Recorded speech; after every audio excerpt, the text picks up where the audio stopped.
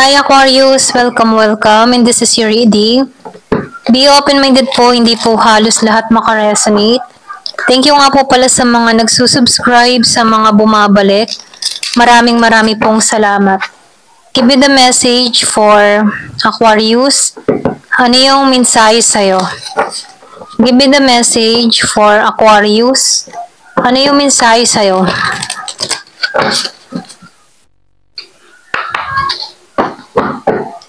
Give me the message for Aquarius. So, meron ka ditong Knight of Swords. Nakikitaan ko dito yung iba sa inyo masipag ka. Matalas din kang mag-isip. Matalino ka, magdesisyon. So, nakikitaan ko dito yung matalinong tao. Hindi mo pinairal yung damdamin. Yung iba sa inyo, mas pinairal mo yung pag-iisip mo. Ito rin nakikita ko sa'yo, logic kang mag-isip. Nakikitaan ko dito yung iba sa inyo, may paglalakbay na gagawin, may travel. So, nakikitaan ko dito yung iba sa inyo, adventurer ka or pwede rin sa'yo, mahilig ka maglakbay, mahilig kang pumunta sa ibang lugar, mag-explore. So, nakikitaan ko dito, nahihikayat ka sa ganun. Gusto mo yung nagta-travel ka. So, meron akong nakikita ditong travel. Bagong simula to sa'yo. Pwede nga iba sa inyo, mayroon ditong makakaalis ng bansa. Meron ditong travel na mangyayari sa'yo. So, nakikita ko dito, no? Yung iba sa inyo, likas na malakas ang loob. Hindi ka takot na sumubok ng bago.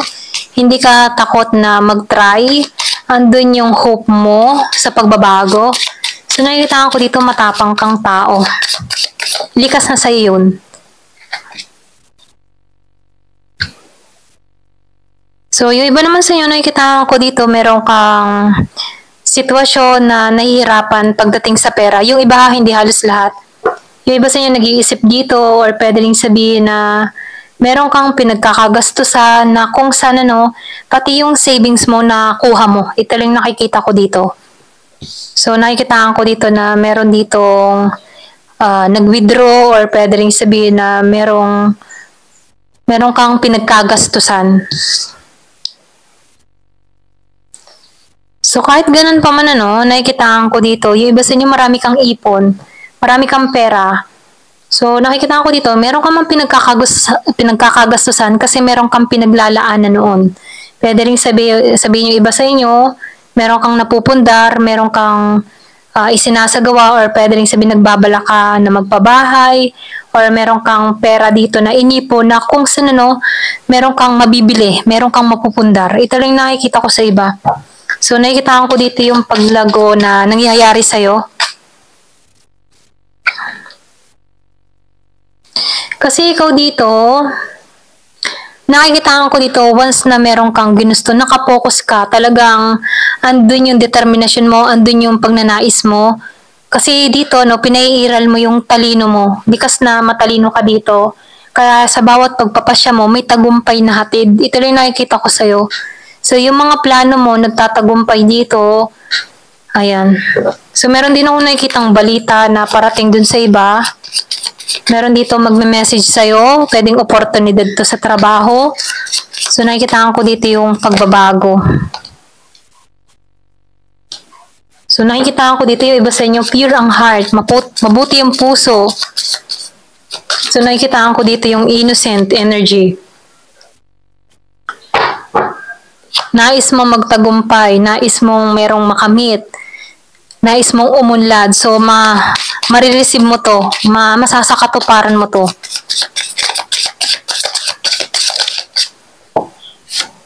Lumabas ang the star. Kasasabi ko lang kanina, masasakatuparan mo to. So, wishes come true. So, masasakatuparan mo talaga to. Success pa, lumabas ang 6 of Wands, tagumpay. So, nakikita ko dito, meron kang makakamit, meron kang wish na matutupad. So, nakikita ko dito, unti-unti mo nang makakamit tong mga pangarap mo. Yung iba sa inyo, nakikita ko dito na sa ibang bansa. Or pwede rin nagbabalak ang mga ibang bansa. So, meron ditong pahiwatig na magtatagumpay ka kung nasaan ka man ngayon. Okay?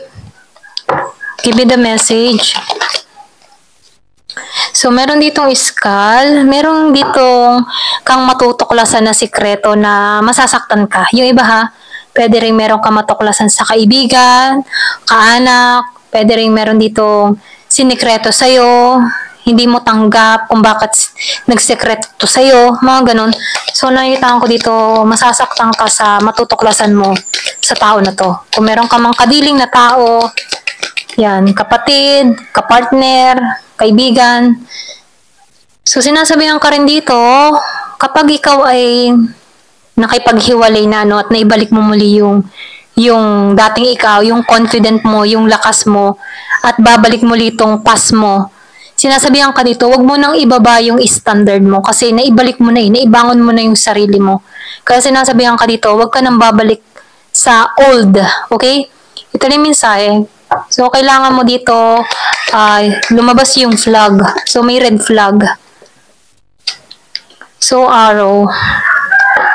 Nasa tamang path ka sa aspeto ng iyong buhay. Kumbaga, okay yung sitwasyon mo ngayon, tama yung direksyon na tinatahak mo, magtatagumpay ka. So, meron ditong matanda. Yung iba sa inyo, meron kang kadiling dito na matandang babae.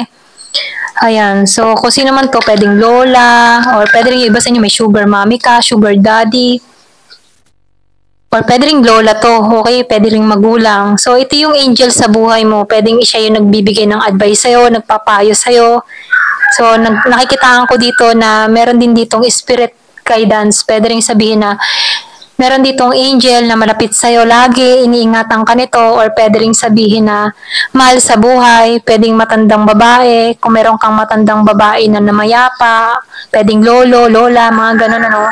So, nakikitaan ko dito, siya yung nagiging gabay mo sa panahon ngayon. Kung meron ka mang mahal sa buhay na malapit sa'yo, ginagabayan ka nito. So, merong pagbabago na parating sa buhay mo na magiging maayos ang lahat. So, nakikita ko dito magiging masaya ka kung ano man yung mga tinatahak mo, kung ano man yung nare-receive mo. So, nakikita ko dito yung malaking pagbabago na mangyayari sa'yo tungo sa pag-unlad mo. So, yung iba sa inyo, no, meron ka ditong hiwalayan na nangyari sa'yo. Pwede rin sabihin broken ring. So, meron ditong naghiwalay. Kumbaga, kahit sa business partner, meron kang nakaalitan, kapartner man sa trabaho o pag-ibig, meron ditong hiwalayang naganap dun sa iba. Pero ganun pa man, kahit merong hiwalayang naganap, nakikitaan ko dito na tumutungo ka sa pagbabago. So, meron ditong transformation na nangyayari sa'yo. Kasi dito, likas na matapang ka, likas na malakas ka. So, meron talaga ditong journey, paglalakbay. So, sinasabihan ka dito, meron ditong travel na pahiwatig, kung nagbabalak kang mga ibang bansa. Itong travel na to, ito yung magtuturo sa'yo para maging mas matatag, okay? Sa paglalakbay na ito, masusubukan yung physical mo, yung mental mo, pero habang tumatagal sa dulo ng iyong paglalakbay, nagiging kang wais na tao. Kumbaga, marami kang matututunan, maging sa kultura, or pananaw sa buhay, sa mga nakakasalamuha mo, dyan ka uunlad, dyan ka lalago. So, nakikitaan ko dito, magiging kang matatag, matalino, wais na tao. So, nakikitaan ko rin dito, meron ditong pagbubuntis sa iba. Pwede rin sabihin na meron ditong buntis or mabubuntis, merong mga anak. Ayan, so meron ditong baby na parating. Nakikitaan ko rin dito, kung ano man yung hinihiling mo, wish granted to. So, masasakatuparan mo kung ano man yung hiling mo. Makakamit mo, marireceive mo to. Ayan. Ito lang yung nakikita ko. Ayan. Thank you for watching. Love and peace.